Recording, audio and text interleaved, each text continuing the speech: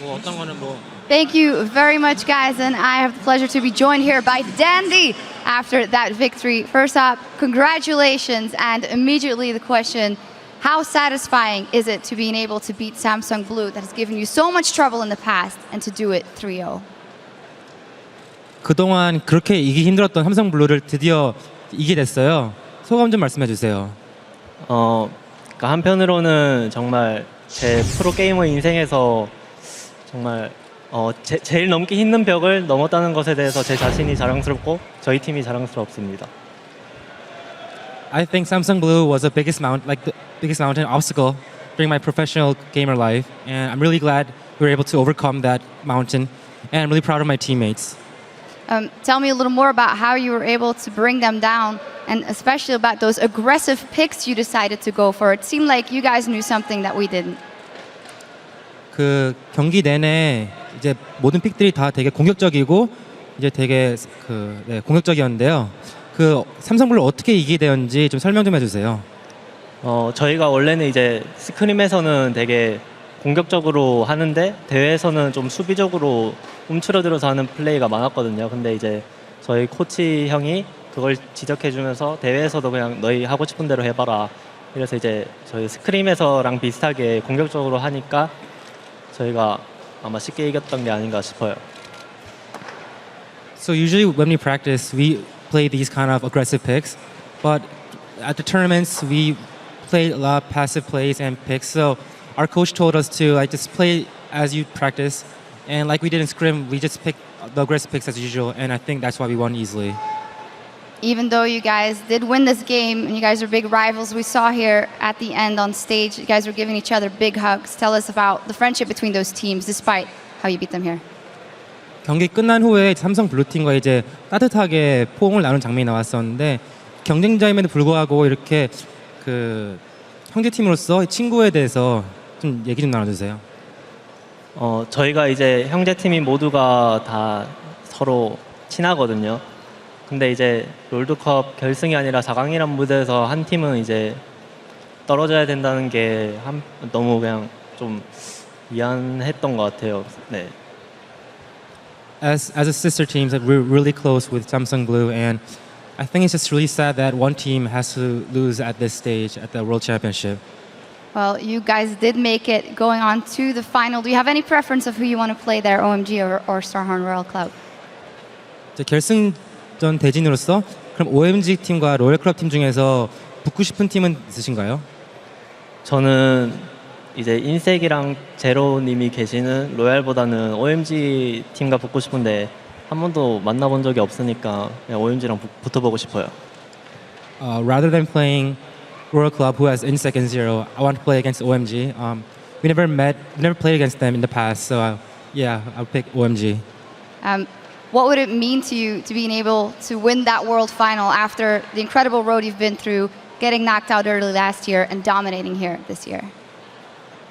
작년 이제 롤드컵 실패 이후로 이제 지금 이 순간까지 되게 많은 일들이 있었는데 이번 결승전 때 우승을 한다면 댄디 선수한테는 어떤 의미가 있을까요? 저희는 저번 롤드컵에서 안 좋은 모습을 보여줬던 멤버가 4명이 그대로 이번 연도에도 왔잖아요. 그래서 아마 롤드컵을 이긴다면 뭔가 저희의 부족한 점을 채우고 그거를 보완했기 때문에 아마 엄청 보람 있는 그런 대회가 될 것 같아요. When we had a failure at last year at Worlds, the 4 players, except for Dade, we're still in the same team, and if we win this tournament, I think it would mean that we fixed all our faults and our mistakes, and we overcame those kind of our bad habits. So I think it would mean a lot to us. Well, finally, is there anything you want to say to all these people here that have been watching your games and all the people watching at home, Dandy? 마지막으로 지금 현장에 와주신 팬들이나 이제 TV로 봐주신 팬들한테 한마디 해주세요. 저희를 응원해주시는 팬분들께 너무 항상 감사하다고 말씀드리고 이제 결승에서 저희 홈그라운드가 한국이기 때문에 저희가 우승할 수 있도록 꼭 노력하겠습니다. I want to say thanks to all the fans who are cheering for us, and at the finals, since we're at Korea and it's our home ground, we'll try our best to win the World Championship. Well, congratulations once again. We'll see you in the finals, Dandy. And as for us, we're going to go over to the guys at the desk. Thank you very much, Sharks. We have our first contender for the 2014 World Championship. It is Samsung White. Holy crap, did they deliver in that series. Wow. We've got a replay lined up that I think really summarizes the entirety of this series from very early on in Game 3. Let's get this up onto your screen very quickly. We don't want to go too micro, too granular, but let's roll the clip out and maybe Crepo, talk us through the initial double kill for Blue. Yeah, I mean, this is the first spark of hope we've seen from Blue in the series. It's like this play is all like it's uncounterable. You would even argue that White should not even get Looper involved, but I think what comes next shows exactly why like Looper was needed there.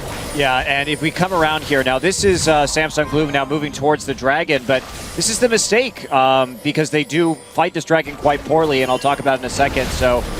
Yeah, Sona's just only level 5 right now. It's so risky to do a Dragon fight, and if you look at the series, this is not the first time. Right, and of course, there's a reason why we call Dandy the Prince of Thieves, and that's it right there. Comes in for a pretty easy steal even through the gold card stun. And look at that flash from Acorn. He isolates his team. He's actually the tankiest guy on this roster. He'd love if Fizz fought him, but gets 0 damage as his team gets mopped up. Yeah, Acorn was really the problem there. I think if he had stuck in the fight that they would have been able to actually at least survive alive. And this is the point when I just knew Spirit is completely out of the game. I'm not going to expect him to play well for whatever rest of the series there is because he got Dragon stolen from him by Jace previous, and then now it's just too crushing. Yeah, and I just kind of I think the takeaway here, which is very interesting to me, is we've seen similar compositions. Samsung White lost to TSM with a similar comp. Alliance lost to Kaboom with a similar comp. Very low wave clear. The only way they win this game is by winning a skirmish that is forced to Dragon because they don't have great engage, they don't have wave clear, and so they found probably Blue found like one of the few ways they could have lost. If they had gotten that Dragon, it would have changed a lot. Yeah, and speaking of skirmishing, I actually want to point out Looper. I thought beginning of the series, oh, it's Dandy versus Spirit. I think the make or break matchup here was definitely Looper versus Acorn. Acorn got absolutely destroyed. Looper brought out a bunch of new champions. Looper had a 52 KDA in this series, 19-1 and 33. He was ridiculous, and he's going to be fun to watch in the finals. So let's take a step back and talk about the team holistically and the performance. I want to highlight the mid lane matchup of Pawn and Dade right at the end of the game there. You know, Pawn completely shone this series. He destroyed Dade multiple times, and Pawn really impressed. The thing that stands out for me is Dade, of course, was replaced in Samsung Blue. At the end of the series, an incredible show of sportsmanship. He actually hands his jacket to Pawn. This is something that I personally found very meaningful because Dade, he wears that jacket all the time. There's a bit of a history that he never gets rid of it. Yeah, in interviews, he said, in Champions, in post-match interviews, that, I mean, he said some weird stuff, like that it's like imbued with the power of his sweat and things like that, but he has a very strong emotional attachment to this jacket. He constantly references it. For the player to give the jacket to his teammate who took his position, you know, I respect that a lot. But Samsung White completely outclassed every single one of their opponents this series. Yeah, for me, the MVP, I guess everyone has their own MVP, but for me, it's Pawn. I think he's the mini faker of this Worlds, honestly. I always rank players by versatility in champion pool, consistency, and mechanics. This guy's got all three. He's got it locked down. He's better than pretty much every mid laner in the world right now. Honestly, what impressed me the most is that like League of Legends is a team game, right? So to come close to perfection, you need to work well as a team aside from all those mechanics and individual play. And Samsung White is the closest thing I think we've seen League play to perfection, barring maybe SKTT1 last year in some of the games, but they're just playing so beautifully, so on point. And yeah, they're forcing the enemies constantly to make these uncharacteristic mistakes. I mean, Blue is generally really a good strategic team, but their strategy just fell through the entire series, and that's just because White is putting on so much pressure. Yeah, I have to absolutely agree. I mean, there's the interesting champion selects. Again, the Singe top, the Akali top, that was great. But also, just the fact that we even saw, like in the first game replay, Mata already roaming down the pre-orchestrated ganks. These guys are playing the game at the very least 20 seconds ahead, but they're probably planning the moves even farther. But you can see it consistently in their gameplay. Everyone's on the same page. They all got the same goal, and they execute cleanly when that happens. So I've got a question for Monty just for a roll on. Do these guys have a weakness? It feels like, I hate this reference, I'm going to use it, I hate this weakness. But it feels like every single member of their roles is the faker of their role. I hate saying that, but... No, I mean, of course, the good teamwork is covering up a lot of the flaws, but I think what's so interesting is, you know, Freak and I had talked about in the previous show a little bit, was the pick and ban phase going to be their weakness? Was this like kind of intentional sandbagging or a little bit of cockiness, or was this actually just them making bad pick and ban? And I think the difference critically between the Game 3 that we saw against TSM and the Game 3 that we saw here is that we saw Pawn, their priority in terms of picks, change to later. We didn't see him picking up that early mid laner, blind picking his mid. Instead, he picks Fizz as a counter matchup to Twisted Fate, and that really made a lot of difference in how the lanes went and allowed them to snowball instead of just getting all the lanes shoved in. Yeah, what was so sexy about that as well was they early picked Kassadin after Ryze, saying, well, it'll just go in whatever lane Ryze goes in, pick your other champion, and they got guaranteed 2 counter picks. So good. So let's just move this on a little bit, pull up the bracket and see exactly how this is shaping up. Now that we do have one of the teams locked into the World Finals next weekend, they'll be going up against one of the Chinese squads. Samsung White 3-0 against Samsung Blue. Tomorrow we will be seeing where the Starhorn Royal Club or OMG will advance to the World Finals. I have a question for both Doublelift and Crepo. What do the Chinese squads do after seeing that? Well, first of all, they'll need replay analysis, and after like some intensive stat tracking, I found that the only loss Samsung White has suffered has been against TSM.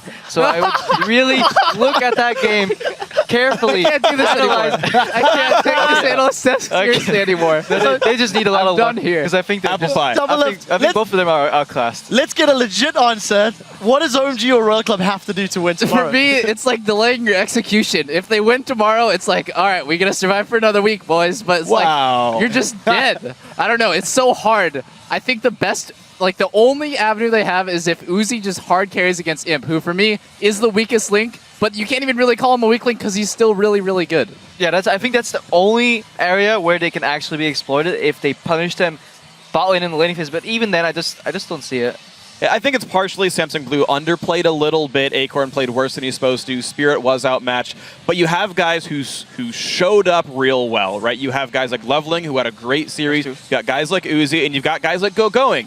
And if enough of these matchups go equal, and we even saw like the gank heavy comp by Samsung Blue of everyone show up bottom lane and kill somebody. Like, you go all in on something, you get someone ahead, and you rely on that person. It is a long shot, but I think the chance is definitely Just there. tilt them. Monty Just tilt Cristo, them. let's see, how does OMG or Royal Club tilt Samsung White in the finals?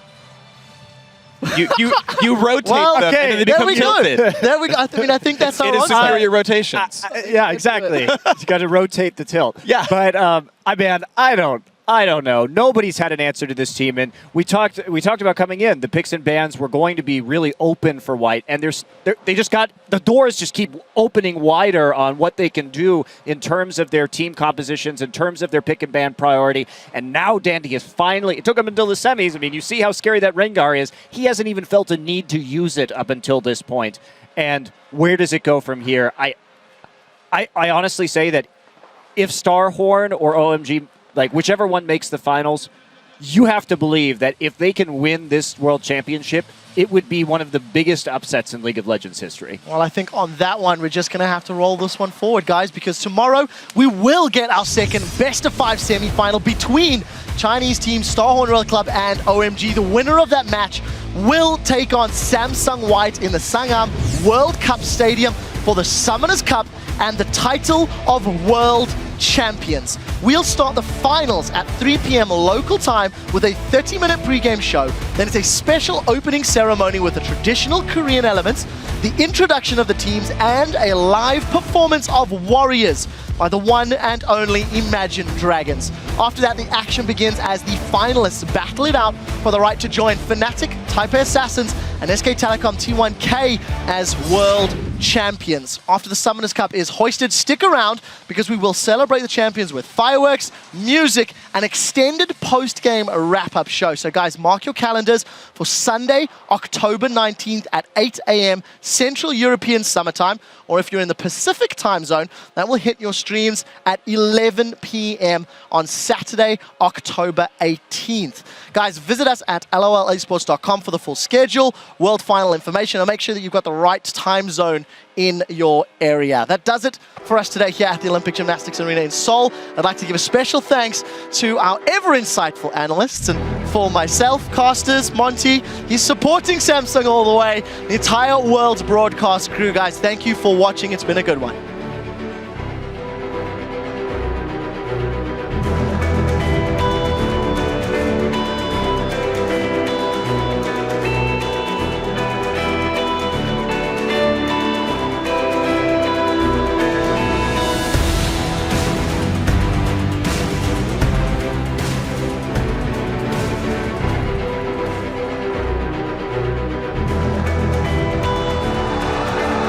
is so much history between these two teams, and I couldn't be more hyped up for this matchup. We have quite a game on our hands here today. He also has the intervention on. Pawn almost goes down here, but he gets the brush control. Denies the vision. Oh no, Looper gets going. Chain of Corruption did go out, but as soon as Looper is let out of that prison, he is just knocking down the walls. It has been an absolutely exquisite performance here by Samsung White. Now into the base, Dade goes down. Matza's gonna pick up doubles there. Tries to throw a tornado. Oh! He cuts him down out of the air. And Samsung White takes it to game 3, 2-0. Double kill coming in for Pawn. It doesn't matter what he's on. The team's ready and willing to continue the kills. Samsung White finally defeats Samsung Blue.